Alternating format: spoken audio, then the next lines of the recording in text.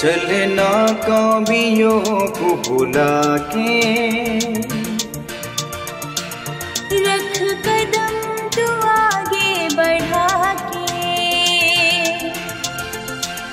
चलना कवियों को बुला के, रख कदम तू आगे बढ़ा के। तेरी हिम्मत कभी ना टूटे, कर मेहनत पसीना बहा के। चाहे कोई तुझसे रूठे, तेरा हौसला ना टूटे। चाहे कोई तुझसे रूठे, तेरा हौसला ना टूटे। क्योंकि मंजिल अब दूर नहीं, क्योंकि मंजिल अब दूर नहीं, अब दूर नहीं,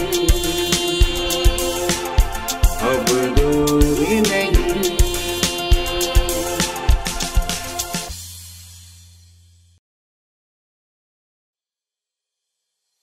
देखता है वो तेरे विरोध में पहाड़ उठ रहे, देखता है वो तेरे विरोध में पहाड़ उठ रहे, लेकिन तुझे वो योद्धा करके है बुलाता। इस बात पर शक मत करना, इस बात पर शक मत करना, क्योंकि वही है खुदा जो मंजिलों को है बनाता। सभी को जय यीशु की। मैं श्वेता सेंसिया स्वागत करती हूँ आप सभी का प्रोग्राम मंजिल अब दूर नहीं के पहले एपिसोड में। पवित्र वचन में लिखा है, आदि में वचन था, वचन परमेश्वर के साथ था और वचन ही परमेश्वर था। तो जब आदि और अंत प्रभु ही है, तो आगाज करते हैं इस प्रोग्राम के पहले एपिसोड का उसी के नाम से ही। जी हाँ दर्शकों, आज हम बात करेंगे प्रभु यीशु मसीह के जीवन के बारे में और पाएंगे उनके जीवन से प्रेरणा कि किस तरह उन्होंने पिता की इच्छा को पूरा किया और सारे जगत के पापों को अपने ऊपर लेकर पाप और मौत को हराया। तो जैसा कि आप सब जानते ही हैं कि प्रभु यीशु मसीह का जन्म यरूशलेम के बैतलहम शहर में एक कुंवारी के गर्भ से यानी कि मदर मेरी से हुआ। उनके दुनियावी पिता जोसेफ जो कि एक कारपेंटर थे। यीशु मसीह जो कि इनकारनेशन ऑफ गॉड हैं, वो पिता के इकलौते पुत्र हैं और पिता ने हम सब के लिए उन्हें कुर्बान कर दिया ताकि हम अनंत जीवन पा सकें। उसने कभी पाप नहीं किया था, लेकिन फिर भी पिता ने हम सब का बोझ उस पर डाल दिया। और जैसा कि पवित्र वचन हमें बताता है कि हम सब भेड़ों की नाई भटक गए थे, हम सब ने अपना अपना मार्ग लिया और परमेश्वर ने हम सब के पापों का बोझ उसी पर लाद दिया। उसने कभी पाप नहीं किया था, लेकिन फिर भी पिता को यही भाया कि उसे कुचला जाए। उसी ने उसे रोगी और पापी कर दिया, हम सभी के रोग और पाप उसी पर डालकर। क्या लगता है आपको, बहुत आसान रहा होगा उसका ये सफर? अपनी जवानी का गाढ़ा लहू उसने पिता की इच्छा को पूरा करने के लिए हम सभी के लिए कुर्बान कर दिया। हम में से बहुत से लोग ऐसा कह देते हैं कि वो तो खुदा का इकलौता था, वो तो स्वयं प्रभु था, इसीलिए उसके लिए ये मुश्किल नहीं था। लेकिन नहीं, ऐसा बिल्कुल नहीं है। वो संपूर्ण प्रभु होकर भी एक संपूर्ण मनुष्य बनकर हमारे बीच में आया, पाप करने की इच्छा को और हमारी मेंटल स्टेट को, जिसे आजकल लोग डिप्रेशन कहते हैं, उसे समझ सके। उसने समझा और महसूस भी किया और हमें एक नमूना भी दिखा दिया कि पाप को इनकार करके दुख और बीमारी में होने के बावजूद भी अपनी मंजिल को कैसे पाना है, अपने लक्ष्य को किस तरह से पाना है। और इसके लिए सबसे जरूरी काम जो उन्होंने किया, उन्होंने पिता के साथ अपने संबंध को, अपने रिलेशन को बनाए रखा। सारी रात वो ऊंची पहाड़ी पर बैठकर प्रार्थना किया करते थे, जिससे उन्हें एक पॉजिटिव एनर्जी, एक पॉजिटिव सामर्थ्य मिलती थी, मोटिवेशन मिलती थी। सारी रात वो प्रार्थना में बिताते थे और सुबह लोगों के बीच में चमत्कार पे चमत्कार होते थे। अब अगर हम देखें कि क्या यीशु भी कभी व्याकुल हुए थे? जी हाँ, वो भी व्याकुल हुए थे। जब वो गतसेमनी में प्रार्थना करने गए, तब उन्होंने कहा कि हे पिता, हो सके तो ये प्याला मुझसे टल जाए, लेकिन फिर भी मेरी नहीं परंतु तेरी इच्छा पूरी हो।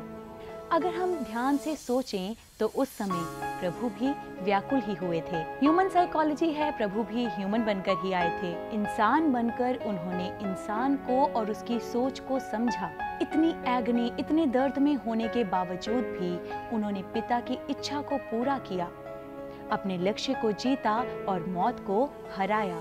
अब अगर हम ध्यान से सोचें कि प्रभु ने ऐसा किया क्या जिससे वो पिता की इच्छा को पूरा कर पाए और अपने लक्ष्य को जीत पाए, वो था फोकस। जी हाँ दर्शकों, वो कभी भी अपने फोकस से अनफोकस नहीं हुए। इंसान की जिंदगी में कठिनाइयां, अप्स एंड डाउन्स आते रहते हैं। यीशु के साथ भी ऐसा ही हुआ, लेकिन उन्होंने अपना फोकस अपने गोल से, अपने एम्बिशन से हटाकर परिस्थितियों पर कभी नहीं लगाया। इसीलिए वो पिता की इच्छा को पूरा भी कर पाए। हाँ, ये एक दिन में तो बिल्कुल भी नहीं होने वाला, because everything takes its own time. लेकिन इसका मतलब ये भी नहीं है कि टाइम के सहारे ही बैठे रहें। अपने एम की ओर फोकस करते हुए हर दिन, हर समय कुछ ना कुछ करते रहें।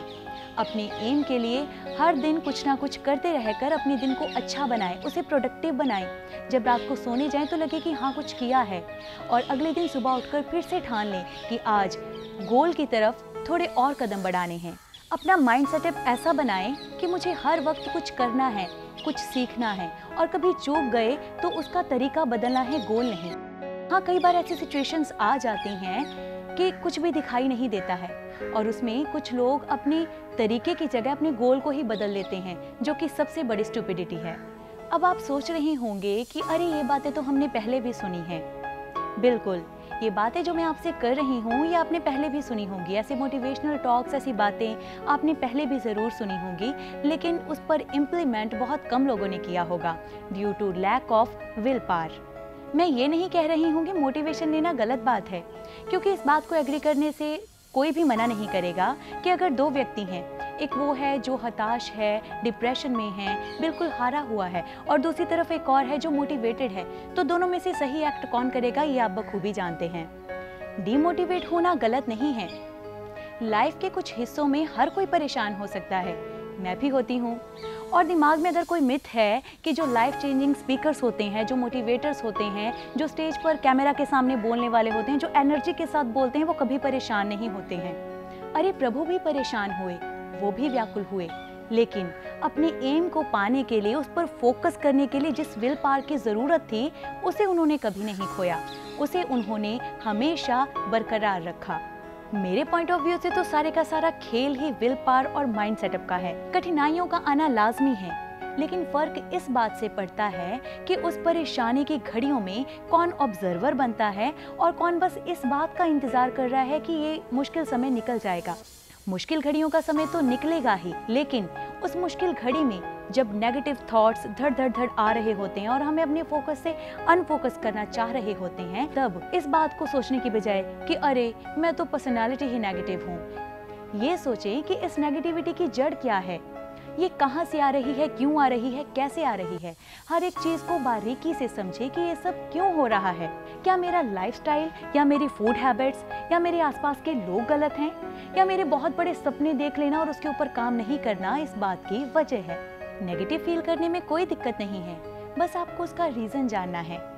परेशानी में, नेगेटिविटी में जब मूड ग्राफ नीचे की ओर जाता है ना, और लगता है कि कुछ भी सही नहीं जा रहा है, और ऐसी सिचुएशन में कई बार एक्शन लेने का मन भी नहीं करता है। कभी कभी थोड़ा रुकना भी सही होता है, कभी कभी ठहरना और ठहर कर, रुक कर उसमें से कुछ सीखना भी सही होता है, क्योंकि उस टाइम पीरियड में आप वो सोच सकते हैं जो आप हौच पौच में कभी भी नहीं सोच सकते हैं।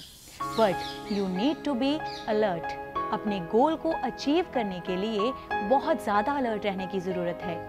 बाहर की दुनिया तो समझनी ही है कि कैसे करना है, क्या करना है, लेकिन साथ ही साथ अंदर की दुनिया को समझना भी ज़रूरी है। इस माइंड को, इस बॉडी को भी समझना है, और अपने गोल पे फोकस करने के लिए अपनी विल पावर को भी जगाना है। विल पावर को बढ़ाने के बहुत से तरीके हैं, मेडिटेशन है, वर्कआउट है, और सबसे अच्छा जो तरीका है ना, जो मुझे सबसे अच्छा लगता है, वो है प्रार्थना करना। पिता के साथ अपने रिलेशन को बिल्ड करना, उसके साथ अपने संबंध को कायम करना, जैसा कि किया हमारे प्रभु यीशु मसीह ने।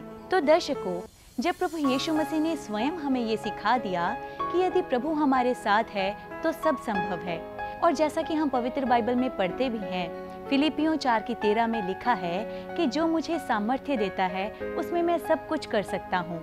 जी हाँ, प्रभु की सामर्थ्य के द्वारा हम सब कुछ कर सकते हैं। हम जीत सकते हैं, हम पा सकते हैं अपनी मंजिल को। उसके लिए करना क्या है? सिर्फ इतना कि हमें अपने जीवन में प्रभु को पहला स्थान देना है और अपने लक्ष्य की ओर, अपने गोल की ओर फोकस करते रहना है। तो मंजिल खुद ब खुद हमारे कदमों में झुकेगी। फिर मायने नहीं करता कि रुकावट हमारे सामने एक है या 1000, यू विल बी अनस्टॉपेबल। तो आखिर में बस इतना ही कहूंगी कि मंजिल उन्हीं को मिलती है जिनके सपनों में जान होती है। पंखों से कुछ नहीं होता, हौसलों से उड़ान होती है। तो अब मुझे दीजिए इजाजत। मैं मिलूंगी आपसे इसी समय, इसी दिन एक नई मोटिवेशनल पर्सनैलिटी के साथ। Till then, stay tuned with Prarthana Bhavan TV.